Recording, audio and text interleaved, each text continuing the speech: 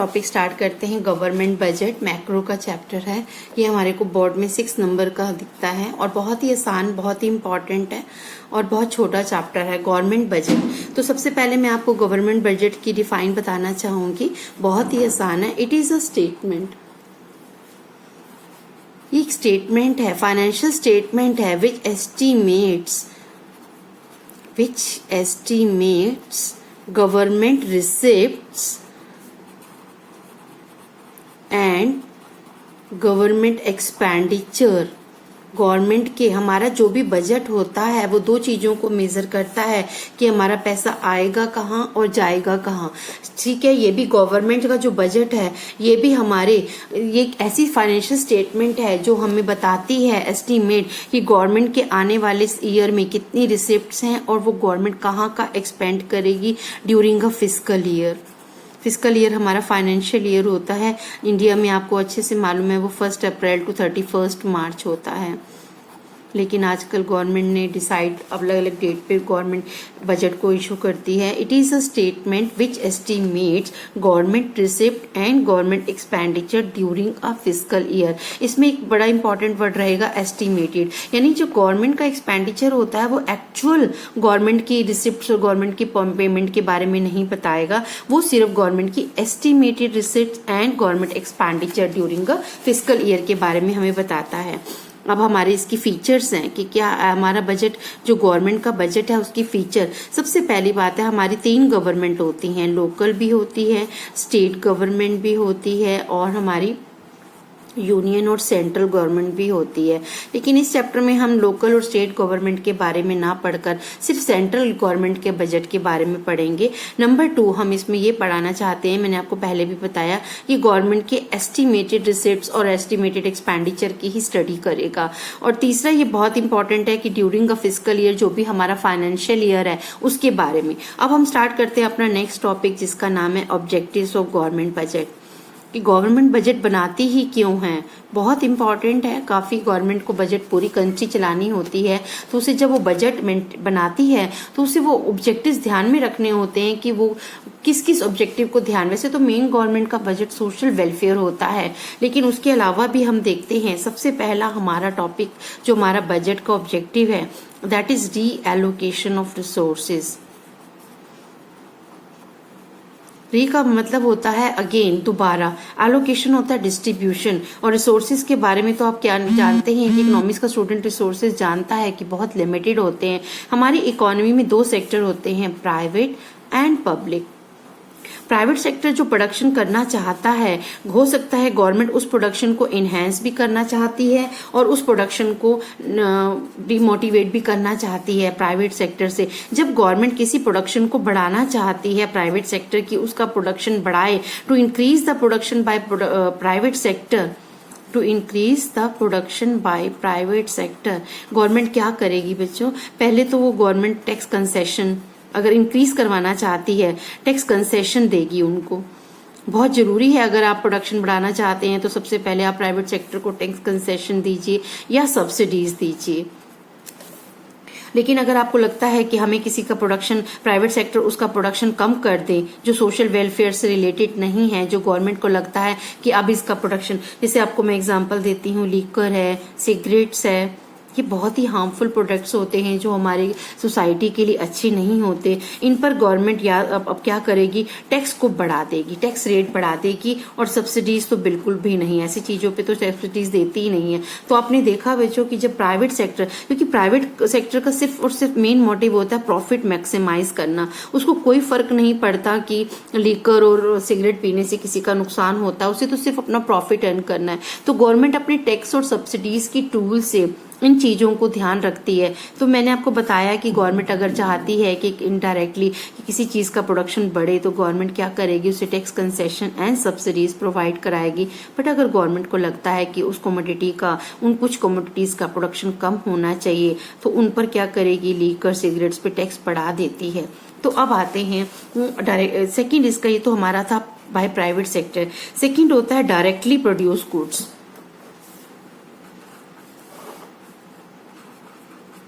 Directly produce goods by government. ठीक है। इसमें मैं आपको बताती हूँ कि कुछ चीज़ें ऐसी कुछ हमारे यहाँ पर गुड्स एंड सर्विसेज होते हैं जिनको प्राइवेट सेक्टर देना पसंद नहीं करता। Water supply, sanitation,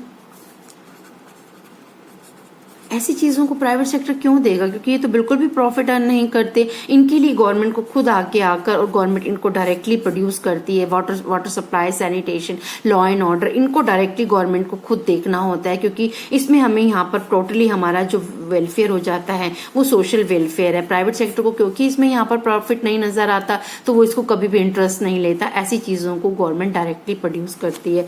late we revise what we have done here. Reallocation of resources. First objective government budget. Re means दोबारा, यानी कि गवर्नमेंट की जो हमारे वैसे इकोनॉमी में दो ही सेक्टर होते हैं, private and public. Private sector से प्रोडक्शन को इनहेंस या कम करवाने के लिए गवर्नमेंट अपने मेन इंस्ट्रूमेंट्स को, मेन टूल्स को यूज करती है, that is tax concession and subsidy. जैसे मैं आपको एग्जांपल देती हूँ, अगर गवर्नमेंट चाहती है कि खादी का प्रोडक्शन डे बाय डे बढ़े, इंडिया में खादी का प्रोडक्शन बढ़े, तो नेचुरली गवर्नमेंट उस पर टैक्स कम करेगी, इवन उसको सब्सिडीज भी प्रोवाइड कराएगी। और अगर गवर्नमेंट चाहती है कि किस प्राइवेट सेक्टर इसका प्रोडक्शन ना करे, कम करे, तो नेचुरली उसके आप उन पे गवर्नमेंट का टैक्स बढ़ जाता है, सब्सिडीज नहीं देती। और ऐसी डायरेक्टली प्रोड्यूस गुड्स में मैंने आपको बताया जिन चीज़ों का, जिन गुड्स एंड सर्विसेज का प्रोडक्शन प्राइवेट सेक्टर को बिल्कुल उसमें प्रॉफिट नहीं दिखता तो वो नहीं करता, उनको डायरेक्टली गवर्नमेंट खुद प्रोड्यूस करती है। और मेन मोटिव मैं आपको बता रही हूँ इनका होता है गवर्नमेंट का सिर्फ और सिर्फ सोशल वेलफेयर करना, क्योंकि गवर्नमेंट कभी भी प्रॉफिट अर्निंग और इंस्टीट्यूशन नहीं होती, ऑर्गेनाइजेशन नहीं होती। सेकेंड आता है हमारा reducing the inequality of income and wealth. Reducing the inequality of income and wealth, क्योंकि अब ये जो इनइक्वालिटी है वो इनहेरेंट पार्ट है हमारी किसी भी इकोनॉमी का। ये एक ऐसा पार्ट है जिसको हम, रिच और पुअर में बहुत ज़्यादा गैप होता है। आपने भी देखा हो इंडिया में भी हमारे यहाँ पर कितने बिलियनर हैं जो बिल्कुल वर्ल्ड के नंबर 5 पर, जैसे मुकेश अंबानी अभी रिसेंटली आपने देखा नंबर 5 पर हमारे रिचेस्ट पर्सन आए। और हमारे यहाँ पर ऐसा पुअर भी बहुत है इन दिनों, तो खासकर आप देख रहे हैं कि हमारे यहाँ पर पुअर, नंबर ऑफ पुअर भी डे बाय डे बढ़ रहे हैं। तो कैसे इस इनइक्वालिटी को हम कम करें कि रिच इतना रिच है और पुअर और गरीब, तो इस इनइक्वालिटी को कम करने के लिए गवर्नमेंट का मेन ऑब्जेक्टिव हम पढ़ेंगे रिड्यूसिंग द इनइक्वालिटी। उसमें भी गवर्नमेंट अपने मेन टूल्स को यूज करेगी, that is tax and subsidies. Main tools हैं ये गवर्नमेंट के, इनके बिना गवर्नमेंट का क्या, ये तो होता है ना, किसी भी चीज को ऑपरेट करने के लिए हमें टूल्स चाहिए होते हैं। ऐसी फिस्कल पॉलिसी को भी ऑपरेट करने के लिए गवर्नमेंट को अपने टैक्सेस एंड, तो सिंपल है कि डायरेक्ट टैक्स बढ़ा देगी कि इनके ऊपर रिचर सेक्शन जो है वो बहुत ज्यादा रिच लग रहा है गवर्नमेंट को, तो उनके ऊपर डायरेक्ट टैक्स की रेट बढ़ा देगी, ओल्ड टैक्स बढ़ा सकती है उनकी रेट, या हो सकता है उनके जो नए न्यू तरह के टैक्सेस को करेगी। इनडायरेक्ट टैक्स यानी कि रिचर सेक्शन जिन कमोडिटीज को लेता है उन पे भी उनकी रेट बढ़ा सकती है। और ऐसे ही जो पैसा वहां टैक्सेस से आता है वो गवर्नमेंट जो है पुअर पीपल को सब्सिडाइज फूड प्रोवाइड करा सकती है, उनको राशन फ्री में दे सकती है, उनके लिए कुछ भी गरीब बच्चों के लिए स्कूल को, हॉस्पिटल्स, ये सब गरीब लोगों के लिए बना सकती है। राशन की दुकानों पे आप भी देखते हैं कि उनको फ्री में राशन प्रोवाइड होता है। उज्जवल योजना आपने पढ़ी होगी, उज्जवल योजना के में हम देखते हैं कि गवर्नमेंट जो रूरल वुमेन है उनको जो है सब्सिडाइज प्राइस पर उनको एलपीजी सिलेंडर प्रोवाइड कराना, ये सब गवर्नमेंट का मेन मोटिव होता है, ताकि रिच के और पुअर का एटलीस्ट जो हम गैप थोड़ा सा कम कर सके। रिचर पे हम टैक्स ज्यादा इम्पोज करते हैं और हम जो हमारी पुअर पीपल है उनको सब्सिडीज के थ्रू, ताकि उनको हम उनका फ्री एडुकेशन है, फ्री हेल्थ फैसिलिटीज है। अब आप देख रहे हैं कि वर्ल्ड वाइड कोविड की प्रॉब्लम फैली हुई है, जो लोग अपना प्राइवेट में इलाज नहीं करा सकते उनको गवर्नमेंट हॉस्पिटल में जाकर वो अपना इलाज कराते हैं। ऐसे ही कोई अगर अपने बच्चे को प्राइवेट स्कूलों में नहीं पढ़ा पा रहे, उनकी फीस नहीं दे पा रहे, तो गवर्नमेंट स्कूल्स में उनको कम रेट पर या बिल्कुल फ्री एडुकेशन प्रोवाइड कराते हैं। तो main motive is to government भी सोशल वेलफेयर करना चाहती है, ताकि रिच और पुअर का गैप जो है धीरे धीरे कम हो सके। That is called the reducing the inequality. मैं एक और एग्जांपल देती हूँ, जैसे गवर्नमेंट अपने न्यू बजट में आपको लगे कि गवर्नमेंट के जो 1 करोड़ से जो सुपर रिच पीपल हैं उन पर गवर्नमेंट के टैक्सेस डे बाय डे बढ़ रहे हैं, और साथ ही साथ इसलिए बढ़ रहे हैं कि ताकि जो रिचर सेक्शन है उनकी जो वहाँ से टैक्स से जो भी गवर्नमेंट को रिसिट्स आएंगी वो पुअर पीपल के ऊपर एक्सपेंड करी जाएंगी, उनकी फ्री एजुकेशन पे, ताकि उनका भी लिविंग ऑफ स्टैंडर्ड राइज हो सके। अब तीसरा हम पढ़ने जा रहे हैं इकोनॉमिक स्टेबिलिटी।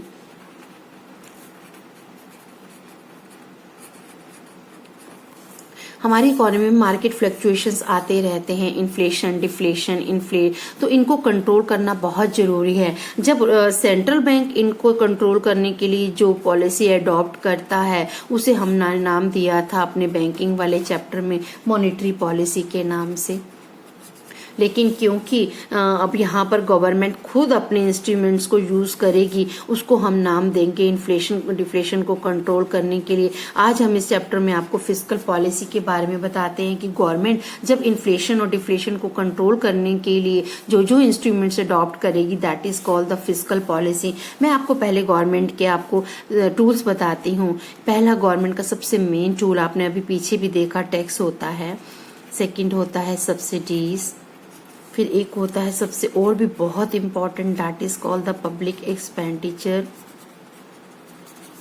फिर डेफिसिट फाइनेंसिंग। डेफिसिट फाइनेंसिंग हम कहते हैं न्यू करेंसी इशू करना। ये गवर्नमेंट के टूल्स हैं। और फिर हम देखेंगे कि टाइप्स ऑफ बजट, कि गवर्नमेंट इस टाइम क्या बजट, कौन सी बजटरी पॉलिसी अडॉप्ट करती है। तो let we classify over system. मैं आपको बताती हूँ इन्फ्लेशन और डिफ्लेशन। बहुत ही आसान है ये, आप बहुत अच्छे से, क्योंकि आपने बैंकिंग में भी देखा था। इन्फ्लेशन का मतलब आपका दूसरा नाम होता है एक्सेस डिमांड। इसका मतलब है यहाँ पर इकोनॉमी में लोगों के पास बहुत ज़्यादा मनी है स्पेंड करने के लिए, but there is the shortage of goods and services. Peoples are ready to buy more goods then the firms are willing to produce. अब इस एक्सेस डिमांड को कंट्रोल करना बहुत जरूरी है, क्योंकि इस टाइम प्राइस लेवल, जो जनरल प्राइस लेवल है, बहुत शूट कर रहा है। तो इस टाइम आपको शायद क्लियर हो रहा होगा कि गवर्नमेंट अपने टैक्सेस को बढ़ा देगी। इससे टैक्सेस बढ़ने से क्या होगा कि लोगों की जो इनफ परचेजिंग पावर है वो रिड्यूस होगी। नंबर 2, गवर्नमेंट जिन चीज़ों पर पहले से सब्सिडीज दे रही थी उन्हें भी रिड्यूस कर देगी। और सबसे important, public expenditure. Public expenditure एक ऐसे पंप प्राइमिंग की तरह काम करता है। पंप प्राइमिंग की स्टोरी में आपको बताती हूँ। कोई हैंडपंप है, हैंडपंप में पानी नहीं आ रहा, आप किसी गांव में हैं और आपको पानी चाहिए और हैंडपंप बिल्कुल ड्राई हो रहा है, तो आप बड़े परेशान हैं कि how can I withdraw the water. तो आप ऐसा करिए, उस हैंडपंप में आप थोड़ा सा लिटिल बिट वाटर डाल दीजिए। वाटर डालने से क्या होगा, जो उस हैंडपंप में, जो आप देखेंगे कि जैसे ही आप पंप को ऑपरेट करेंगे तो lot of the waters are coming outside, इतना सारा pumping, that is called the pump priming. ये हमारी केन्स की एक पंप प्राइमिंग स्टोरी है, बिल्कुल हमारे हैंडपंप से मिलती जुलती। यानी कि अगर गवर्नमेंट थोड़ा सा एक्सपेंडिचर करती है, it creates the lot of the money in the economy. But inflation है, इन्फ्लेशन में अगर मैं आपसे पूछूं कि क्या गवर्नमेंट को अपना पब्लिक एक्सपेंडिचर, यानी ऑलरेडी हैंडपंप से पानी बहुत आ रहा है, तो क्या कोशिश करेंगे उसमें दोबारा पानी डालने की? आई थिंक टू से नो। आपको पता लग गया होगा, नो। इस टाइम गवर्नमेंट को अपना पब्लिक एक्सपेंडिचर बहुत कम कर देना चाहिए। और डेफिसिट फाइनेंसिंग की बात करें, यानी कि क्या गवर्नमेंट, डेफिसिट फाइनेंसिंग होता है अपने घाटे को पूरा करना। लेकिन आप समझ गए कि जब गवर्नमेंट को टैक्सेस बहुत ज़्यादा बढ़ रहे हैं और गवर्नमेंट के एक्सपेंडिचर दिन पे दिन रिड्यूस हो रहे हैं, तो इट मीन्स गवर्नमेंट को यहाँ पर सरप्लस बजट बनाना बनेगा उसका। जब आपके टैक्सेस लगातार बढ़ रहे हैं, सबसे आपकी रिसिप्ट बढ़ती जा रही है, एक्सपेंडिचर कम हो गए, सरप्लस बजट, तो नेचुरली डेफिसिट फाइनेंसिंग की कोई जरूरत ही नहीं है। यानी न्यू करेंसी गवर्नमेंट इशू नहीं करेगी, क्योंकि न्यू करेंसी हमें तब इशू करनी होती है जब हमें डेफिसिट हो रहा होता है। मैंने इसलिए डेफिसिट फाइनेंसिंग पे क्रॉस लगाया। तो आई थिंक आपको क्लियर है, इन्फ्लेशन में हम टैक्सेस को बढ़ा देते हैं, सब्सिडीज में हम अपनी सब्सिडीज को कम करते हैं। Public expenditure I have related with the pump priming, यानी इस टाइम बिल्कुल भी हम पंप में पानी और नहीं डालना चाहते, यानी गवर्नमेंट को अपने बहुत सारे जो एक्सपेंडिचर हैं रोड, डैम, ब्रिजेस का, वो उसे कम कर देनी चाहिए। अब आता है डिफ्लेशन। डिफ्लेशन, जैसे आप इन दिनों देख रहे हैं ऑल ओवर इंडिया में काफ़ी डिफ्लेशन रिसेशन फेस हो रही है, तो इसमें आपको दिख रहा होगा कि डेफिशिएंट डिमांड हो जाती है. There is the lot of the goods and services are laying in the market, but peoples are not ready to buy that, not enough money to buy that. उनके पास इतना पैसा नहीं है. तो गवर्नमेंट को इस टाइम क्रेडिट को मतलब गवर्नमेंट की लोगों की परचेजिंग पावर को बढ़वाना है, तो गवर्नमेंट इस टाइम टैक्स की रिड्यूस कर देगी, यानी न्यू टैक्स तो बिल्कुल भी नहीं लगाएगी. इवन जो उसकी ओल्ड टैक्सेस है उनके भी रेट को कम करेगी. और सब्सिडीज होती है ताकि कंज्यूमर उसको कम प्राइस पर लेना शुरू कर दे, सब्सिडीज बढ़ाएगी. अब आप समझ गए होंगे पंप प्राइमिंग, यानी अब हमें सूखा पड़ा हुआ है, हमें पंप से पानी निकालना है, यानी कि गवर्नमेंट का जो मैंने अभी आपको पंप प्राइमिंग को रिलेट किया था पब्लिक एक्सपेंडिचर, वो गवर्नमेंट को बढ़ाना चाहिए. पंप प्राइमिंग बहुत ही फेमस पॉलिसी मानी जाती है. अब गवर्नमेंट को एक्सपेंडिचर करना है, क्योंकि अब यहाँ गवर्नमेंट के पास देखिए टैक्स कम आ रहे हैं, यानी गवर्नमेंट की रिसिप्ट्स कम हो रही हैं और गवर्नमेंट को सब्सिडीज और पब्लिक पे ज़्यादा एक्सपेंडिचर करना पड़ रहा है. तो आप समझ गए होंगे इस टाइम गवर्नमेंट का जो बजट बनेगा वो डेफिसिट बजट बनेगा. क्योंकि आप घर में देखिए ना, अगर आपके पास पैसे कम आ रहे हैं और आपको खर्चा ज़्यादा करना है, तो एट दैट टाइम आपका डेफिसिट बजट है. उस डेफिसिट को फाइनेंस करने के लिए जो आप नई इशू करेंगे, यानी नई नोट आप आरबीआई से करके इशू करवाएंगे, that is called the deficit financing. I think today you have learn the new topic deficit financing, यानी घाटे को पूरा करने के लिए जब न्यू करेंसी को इशू किया जाता है सेंट्रल बैंक के through, that is called deficit financing. I repeat, economic stability very important, कि ये एक इकोनॉमी की इन्फ्लेशन यानी स्टेबल करना चाहती है हमारी इकोनॉमी को, ताकि जो मार्केट फ्लक्चुएशंस है उन्हें कंट्रोल किया जाए. Inflation when there are the lot of the peoples are standing outside to buy the goods and services, but there are no enough goods and services and government wants to reduce the purchasing power of the people, then what government will do? Taxes will increase, subsidies reduce and public expenditure reduce. तो इसमें government की receipts कम हो रही हैं और receipts ज्यादा हैं और एक्सपेंडिचर कम है, तो गवर्नमेंट को सरप्लस बजट बनेगा. एंड डेफिसिट यानी डिफ्लेशन, डेफिशिएंट डिमांड है. Government wants to create the more money in the economy. Now government will reduce the rate of taxes, no new taxes will be initiated by the government, subsidies भी बढ़ा दी जाएगी. Pump priming यानी government को यहाँ पर अपना public expenditure बढ़ाना है और गवर्नमेंट अपना डेफिसिट बजट शो करेगी. इससे उस डेफिसिट को पूरा करने के लिए न्यू करेंसी इशू होगी और न्यू करेंसी आते ही लोगों की परचेजिंग पावर बढ़ेगी and deflation will be controlled. It means government का बड़ा इंपॉर्टेंट ऑब्जेक्टिव एक और पड़ा. हमने अभी तक 3 पढ़ लिए. That is first is reallocation, reducing the inequality, and third one is economic stability. अब हम पढ़ने जा रहे हैं इकोनॉमिक ग्रोथ. आई थिंक अब क्लियर है कि किसी भी इकोनॉमी को सबसे पहला उसका मेन ऑब्जेक्टिव होता है उसको ग्रो करवाना. गवर्नमेंट का सबसे मेन ऑब्जेक्टिव है कि ग्रोथ होए, क्योंकि ग्रोथ कहाँ से आएगी? ग्रोथ आती है गुड्स एंड सर्विसेज का प्रोडक्शन बढ़ने से. आपको अगर कोई कहे what is the economic growth, तो it means the increase in the GDP, simple सा. और जीडीपी का मतलब क्या है? Production of goods and services, यानी एक इकोनॉमी में गुड्स एंड सर्विसेज के प्रोडक्शन को बढ़ने को हम इकोनॉमिक ग्रोथ कहते हैं. तो बताइए गवर्नमेंट कैसे इकोनॉमिक ग्रोथ कराएगी? सिंपल, गवर्नमेंट को अपना सबसे पहले जहां जहां पे उसको ग्रोथ बढ़ाना है वहां पर वही जैसे अभी पहले बताया टैक्स कंसेशन देगी, टैक्स हॉलीडे प्रोवाइड कराएगी ताकि जो गुड्स एंड सर्विसेज है उनका प्रोडक्शन बढ़ाए, सब्सिडीज देगी और अपना भी इंफ्रास्ट्रक्चर फैसिलिटीज, क्योंकि आपको अगर आप किसी जगह का आप ग्रोथ करना चाहते हैं तो बहुत जरूरी है गवर्नमेंट वहां पर इंफ्रास्ट्रक्चर फैसिलिटीज प्रोवाइड कराए उनको. जैसे ही आपको रोड, डैम, ब्रिजेस, आपका हाई क्लास इंफ्रा, आप कोई भी स्टेट देख लीजिए, जैसे मैं आपको एग्जांपल देती हूँ झारखंड, उड़ीसा वगैरह, ये इनका जो है इंफ्रास्ट्रक्चर फैसिलिटीज इतनी ज्यादा अच्छी नहीं है, तो इसलिए वो एरिया भी अभी वो जो स्टेट है थोड़े बैकवर्ड में आते हैं. बट बेंगलोर है, पुणे है या गुरुग्राम है, इनकी इंफ्रास्ट्रक्चर फैसिलिटीज इतनी अच्छी है, तो कितनी एमएनसीज कंपनी है, कितना वहां पर प्रोडक्शन बढ़ता जा रहा है. तो अगर गवर्नमेंट को किसी एरिया में ग्रोथ लानी है या ओवरऑल आपको इकोनॉमी में ग्रोथ लानी है तो गवर्नमेंट को सबसे पहले तो वहां पर इंफ्रास्ट्रक्चर आपको गवर्नमेंट को प्रोवाइड कराना चाहिए। इंफ्रास्ट्रक्चर डेवलप होते ही अदर अलाइड एक्टिविटीज एकदम से इतनी फास्ट बढ़ती हैं। तो गवर्नमेंट का और एक मेन ऑब्जेक्टिव है इकोनॉमिक ग्रोथ, जिसके लिए गवर्नमेंट को टैक्स कंसेशन देने पड़ते हैं, सब्सिडीज भी बढ़ानी होती है एंड बहुत इंपॉर्टेंट गवर्नमेंट को वहां पर अपना एक्सपेंडिचर बढ़ाना चाहिए, यानी पब्लिक एक्सपेंडिचर भी इंक्रीज होगा। इसके बाद हमारा आता है managing the public enterprises.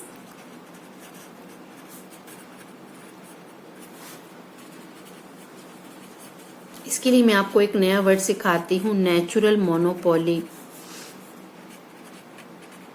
Government कभी भी ऐसी कमोडिटी का प्रोडक्शन प्राइवेट सेक्टर, क्योंकि प्राइवेट सेक्टर का मेन मोटिव होता है प्रॉफिट अर्न करना, तो गवर्नमेंट कभी भी ऐसी चीजों को जो कभी भी प्राइवेट सेक्टर को हैंड ओवर नहीं करती जहां पर वो नेचुरल मोनोपोली रखती हूँ। यानी अगर प्राइवेट सेक्टर को आप ऐसी नेचुरल मोनोपोली वाली गुड्स को दे देंगे तो वो तो उनको बहुत हायर प्राइस चार्ज करके उनसे पैसा कमा लेगा। नेचुरल मोनोपोली यानी कि जैसे आप रेलवे समझते हैं या पेट्रोल एंड किसी का प्रोडक्शन है, ये गवर्नमेंट कभी भी प्राइवेट सेक्टर को कभी भी पूरा टोटली हैंड ओवर नहीं करती। तो गवर्नमेंट के जितने भी पीएसयू यानी पब्लिक सेक्टर अंडरटेकिंग है वो उनको गवर्नमेंट अपने पास रखती है और उनको भी मैनेज करने के लिए गवर्नमेंट को अपना बजट बनाना पड़ता है। Last but not the least, that is called the reducing the regional inequality.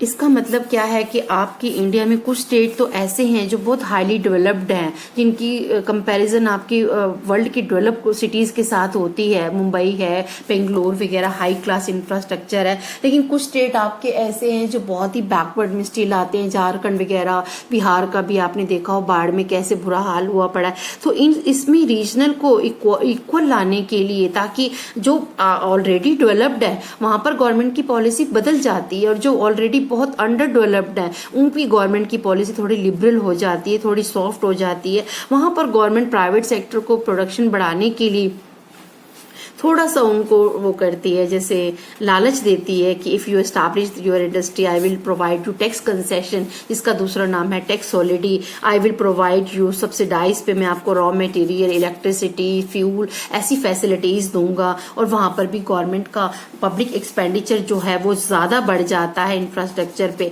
ताकि वो स्टेट भी या वो एरिया जो आप गवर्नमेंट को लगते हैं कि ये हाईली या ज्यादा अंडर डेवलप्ड है, वहां पर गवर्नमेंट टैक्स सॉलिडीज, सब्सिडीज और पब्लिक एक्सपेंडिचर पे ध्यान देती है। बट जो ऑलरेडी डेवलप्ड थे उन पर गवर्नमेंट इतना फिर वहां पर टैक्स कंसेशन वगैरह नहीं चार्ज करती। जैसे मैं आपको सिंपल सा बताती हूँ, जैसे मान लीजिए कि आपकी कोई आसपास आप ऐसे एरिया में रहते हैं और आपने आजकल देखा हो कि स्कूल कॉलेजेस जो है वो गवर्नमेंट थोड़ा सा रूरल एरिया में ज्यादा एस्टैब्लिश कर रही है, ताकि वहां पर भी डेवलपमेंट हो सके। वहां पर उनको जो लैंड है या जो इलेक्ट्रिसिटी है वो उनको कम प्राइसेस पर देना पसंद करती है, ताकि आप बड़े बड़े कॉलेजेस में देख रही हूँ आजकल बहुत ही रूरल एरिया में एस्टैब्लिश कर रही है, या उनको कंट्री साइड में जो दूर होते हैं शहर से दूर एरिया में, ताकि उनका भी इंफ्रास्ट्रक्चर डेवलप्ड हो और धीरे धीरे वो एरिया भी इक्वल ग्रो कर सके। That is called the reducing region inequality, ताकि वो स्टेट और उन बैकवर्ड स्टेट का भी जो गैप है वो धीरे धीरे कम हो जाए।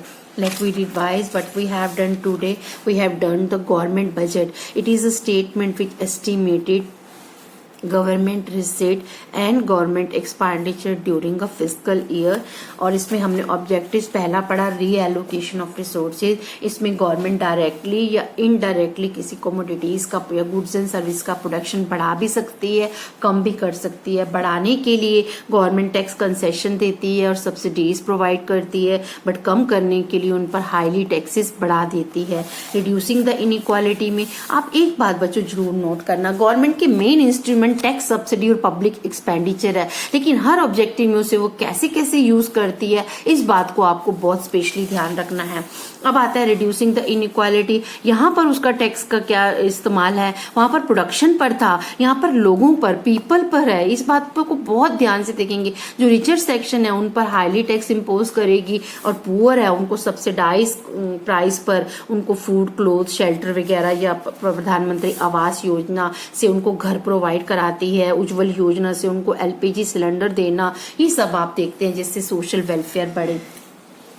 नेक्स्ट है हमारा इकोनॉमिक स्टेबिलिटी। इसमें गवर्नमेंट इन्फ्लेशन और डिफ्लेशन को कंट्रोल करने के लिए फिर अपने थोड़े ज़्यादा इंस्ट्रूमेंट्स यूज़ करती है। इन्फ्लेशन है तो टैक्सेस को बढ़ाना, सब्सिडीज़ को कम करना और पब्लिक एक्सपेंडिचर को भी कम कर देना, और इस टाइम उसकी सरप्लस बजट की पॉलिसी अडॉप्ट होती है। बट डिफ्लेशन है वहाँ पर उल्टा हो जाएगा, टैक्स को कम करेगी, सब्सिडीज़ बढ़ा देगी और पब्लिक एक्सपेंडिचर भी बढ़ाएगी। नेक्स्ट है economic growth, that is the very main component of the objective of the government budget, कि पूरी ओवरऑल इकोनॉमी की ग्रोथ को बढ़ाने के लिए, गवर्नमेंट प्रोडक्शन बढ़ाने के लिए टैक्स कंसेशन देगी और अपना इंफ्रास्ट्रक्चर भी बढ़ाएगी। And managing the public enterprises, government कुछ चीज़ों का प्रोडक्शन अपने हाथों में रखती है क्योंकि वो प्राइवेट सेक्टर को हैंड ओवर करना बहुत ज़्यादा अनफेयर होगा, तो इसलिए उनको मैनेज करने के लिए भी गवर्नमेंट को बजट मेंटेन करना पड़ता है। Last but not the least, reducing the regional inequality. वहाँ पर हमने पढ़ा था लोगों के बीच का गैप, रिच और पुअर का। यहाँ पर हम देखेंगे कि डेवलप्ड स्टेट्स और अंडर डेवलप्ड स्टेट्स का जो गैप गवर्नमेंट कम करती है, तो प्राइवेट सेक्टर को वहाँ पर अट्रैक्ट करने के लिए उन्हें टैक्स हॉलीडेज और सब्सिडीज देती है और अपना भी एक्सपेंडिचर इंफ्रास्ट्रक्चर उस एरिया में ज़्यादा कर देती है।